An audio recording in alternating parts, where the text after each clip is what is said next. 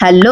खूप दिवसानंतर पुन्हा व्लॉगिंग स्टार्ट केलेलं आहे. लास्ट व्हिडिओ मी टाकले होते गावातल्या जर्नीचे. तेच जर्नी मी आता कंटिन्यू करत आहे. गावी येऊन ना आमचा हा आजचा दुसरा दिवस होता आणि आजचा दिवस खूप स्पेशल होता. पुढे तुम्हाला कळेलच. पण आज ना सकाळीच सगळे उठून आवरावरी करून आपल्या आपल्या कामाला लागले होते. मी पण रेडी झाले आणि मस्त रांगोळी वगैरे काढून घेतली.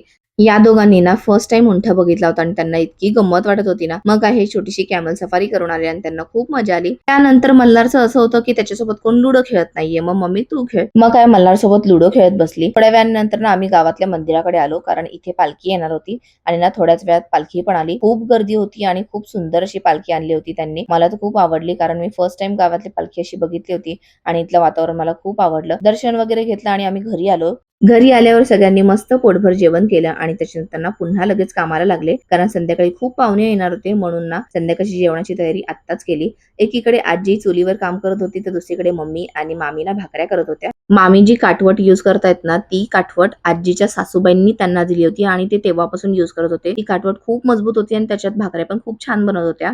नेमकं दुपारची लाईट गेली होती आणि सगळ्यांना खूप गरम होत होतं. म्हणून मी काय केलं सगळ्यांसाठी ना रसना बनवला.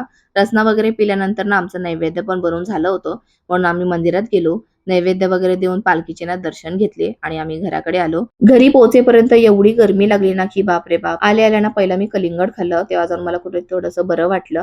त्याच्यानंतर मी डायरेक्ट रात्री सुरुवात केली व्लॉगिंगला कारण दिवसभर खूप पाहुणे होते. सगळे पाहुणे वगैरे जेवून गेले होते आणि आता ना आम्ही घरातले बसलो होतो जेवायला आणि मल्हारने आज दिवसभर इतकी मस्ती केली आहे ना की जेवायचा सुद्धा त्याला कंटाळा येत होता. पण त्याला जेवण भरवलं आणि तो लगेच जाऊन झोपला. आम्ही पण सगळे ना बाहेर गप्पा मारत बसलो होतो. आज मम्मीकडच्या ना खूप नातेवाईकांना पण भेटलो. खूप भारी वाटलं. तर असंच होता आजचा दिवस. आजसाठी एवढंच. पुन्हा आपण भेटूया.